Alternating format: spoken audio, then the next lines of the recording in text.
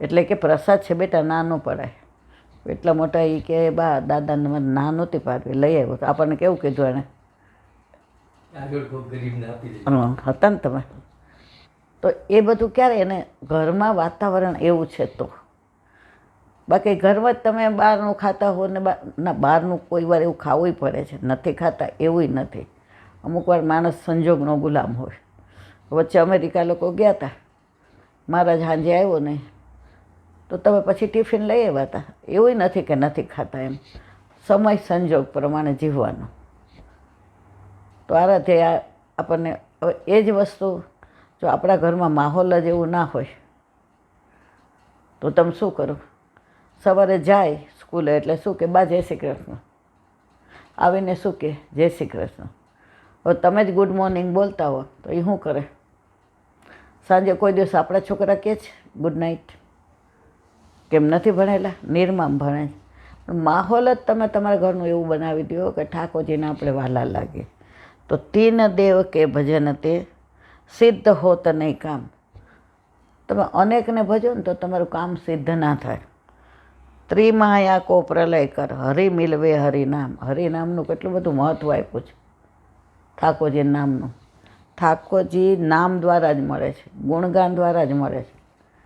એકવાર રામ દરિયા કિનારે સમુદ્ર કિનારે બેઠા હતા એટલે બધાય રામ નામ લખીને પથરા નાખે અને તરે. રામ ક્યાં નવું એટલે એણે જોયેલું કોઈ છે નહીં ને એટલે એણે એક પથરો નાખ્યો, પણ રામ નામ ન લખ્યું, એમને નાખી દીધો. પથ્થરો ડૂબી ગયો. રામ ક્યાં બધાય નાખે જ મારું નામ લઈને ને તરી જાય ને હું નાખું એટલે હનુમાનજી દૂર બેઠા બેઠા હસતા હતા. એ કે શું થયું હનુમાન? એ કે કાં પથ્થરો ન તર્યો? એ કે તમે બધા નાખો ને તરે ને મારો. એ કે એક તો પેલું એ અંદર આપે રામ નામ નહોતું લખ્યું. રામને મળવા માટે રામ નામ જરૂરી છે. બીજું કે આપ જેને છોડી દો, આપ જેને તર છોડી દો, એ ડૂબે કે તરે? એ ડૂબી જ જાય. તો હરિનામનો આવો પ્રભાવ છે. હરિનામથી હરિ મળે.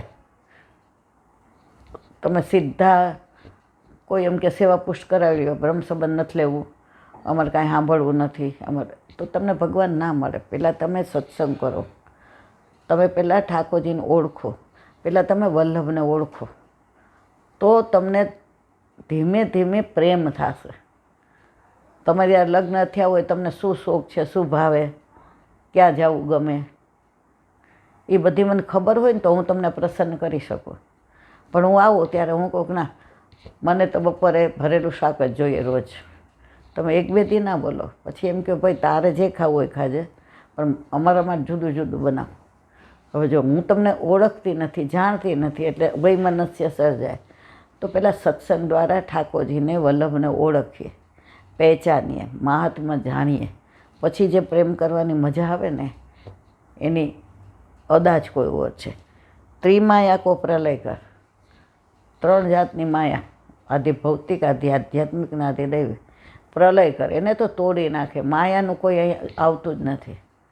તમને માયા નહીં લાગુ પડે. કેમ? આ ડોભો જ મારો વાલો. બીજે બધે માયા જાય, અહીંયા ભોંઠી પડે, અહીંયા ન મજા આવે. કારણ કે માયા આવે ઠાકોરજીને જુએ એટલે બે હાથ જોડીને ઊભી રહે. અષ્ટસિદ્ધિ નવધિની નિધિ જેના દ્વાર બુહારે. જેના દ્વાર પર અષ્ટસિદ્ધિ નવનિધિ વાળતી હોય એને કોણ નડે? ઘણા એમ કે આ મંગળ ઈલાબેન અમારે બહુ ભારે છે ને એટલે દીકરાનું થતું નથી. તો મંગળની વીંટી પહેરાવાય, મંગળની વિધિ કરાય. મેં કીધું જો તમને ક્યારે નડે મંગળ? ગ્રહ ક્યારે નડે? તમારા ઉપર ઠાકોરજીનો અનુગ્રહ ન હોય તો. ઠાકોરજીનો અનુગ્રહ હોય એને કોણ નડે? આજે આપણા લગ્ન થયા, તમે મને બરાબર ઓળખો છો, તમને ખબર હોય કે આ કોઈ દી આવું બોલે ને, અને પછી આજુબાજુવાળા તમને ગમે એ ચડાવે, તમને કાંઈ અસર નથી થવાની, કારણ તમે મને ઓળખો છો.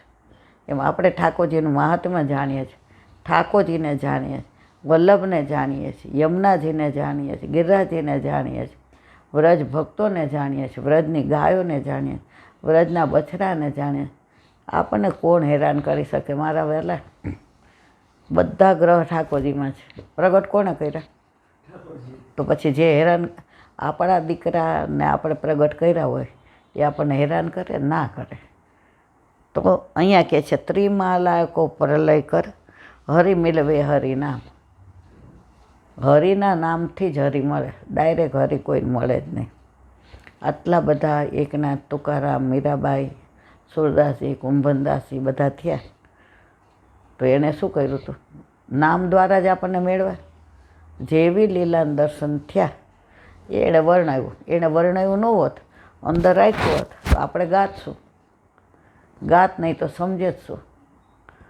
સમજત તો એનો અર્થ કોણ કરત? આ બધું આપણને વલ્લભે તૈયાર કરીને આપ્યું કે હવે તને ત્રિમાળાકો પ્રલય કર હરિ મિલવે હરિનામ.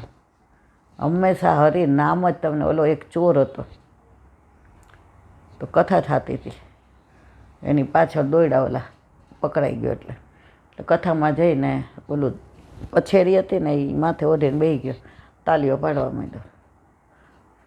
તો મહારાજ બોલતા હતા, આ સાવરો તો એવો છે, હીરા ને મોતી ને માણેક ને પરવળ ને સોના ને ચાંદી ને આની કોઈ જગ્યા ખાલી નહીં. એટલું આ તો લથબથ છે. આ શ્યામ સુંદર આવો છે.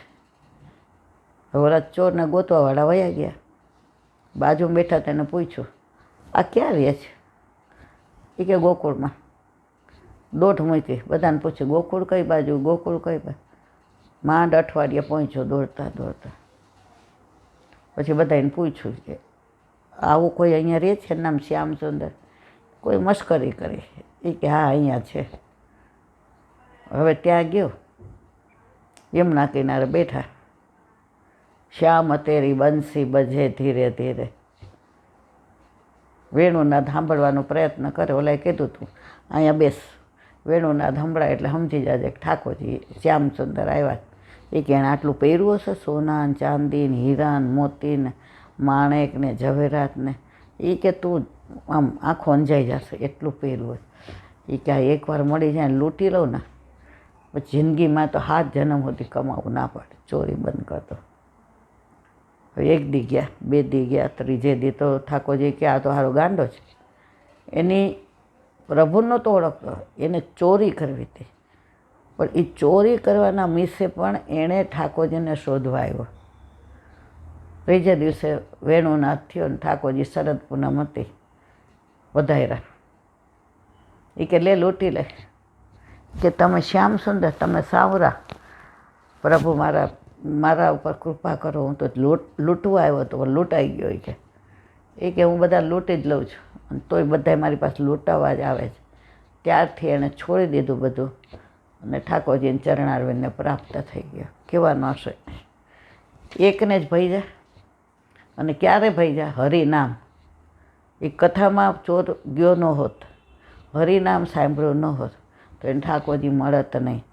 તો હરિ મિલવે હરિનામ. ઠાકોરજીનું નામ તમે લ્યો તો ઠાકોરજી મળે. હવે બોલાતું નથી પણ હવે આ સાખીને હજી 1-2 થોડું કહીએ પછી બોલો હરિરાય મહાપ્રભુજી કી. સત્સંગ વસ્તુ એવી છે ને કે આમ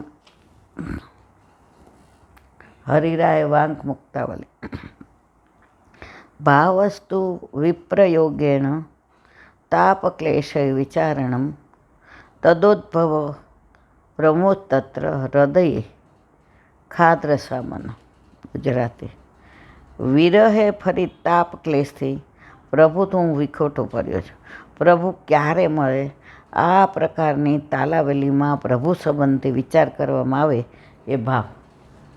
આપણને કોઈ દિવસ ઠાકોરજીનો વિરહ નથી થતો.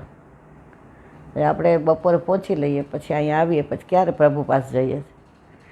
સામું ન જોઈએ, ક્યાંક પકડી લઈએ તો આપણો છેડો. તો અહીંયા શું કહે છે? વિરહ કરી તાપ ક્લેશથી. ગુસાઈજી એકવાર હસતા હતા, દામોદરદાસ હશે, બાબા ये मार्ग हंसी खेल को नहीं है, ताप और क्लेश को है. શેનો તાપ, શેનો ક્લેશ? પ્રભુ મને ક્યારે મળશે? હવે મારી પાસે કેટલો સમય છે મને ખબર નથી, કેટલો ગયો એ ખબર છે. એ ગયો એ કેવો ગયો હું ને મારા પ્રભુ બે જ જાણીએ છીએ.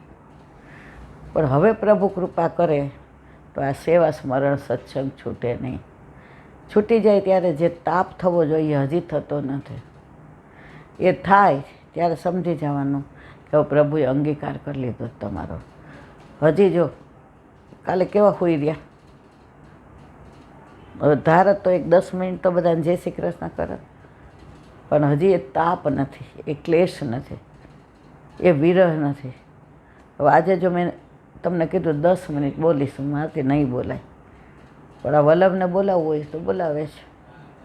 તો વિરહે કરી તાપ ક્લેશથી પ્રભુથી વિખૂટો પડ્યો છું. પ્રભુ ક્યારે મળે? આ પ્રકારની તાલાવેલીથી પ્રભુ સંબંધી વિચાર કરવામાં આવે. એ ભાવ, બધા કે ભાવ એટલે શું? હરિરાયજી સમજાવે છે કે પ્રભુથી વિખૂટા પડીએ એનો તાપ ક્લેશ, એ ભાવ જે એ વિચાર કરીએ કે અત્યારે સાંજનો સમય છે, ઠાકોરજી ગાયો ચરાવીને પધારતા હશે, આગે ગાય હશે, પાછળ ગાય હશે, કાનમાં કરેણના ફૂલ હશે, ખભે કાળી કામળી હશે, લાકડી હાથમાં વેણું હશે, ગોપીઓ રાહ જોતી હશે, સખાઓ ખભે હાથ રેખા હશે. હવે આ ક્યારે તમને વિચાર આવે? જ્યારે થોડોક બી તાપ હોય તો. બાકી અત્યારે એમ થાય કે હવે પાછું મારે દવાખાને જવાનું છે, હવે મટી જાય તો સારું. આવી જા.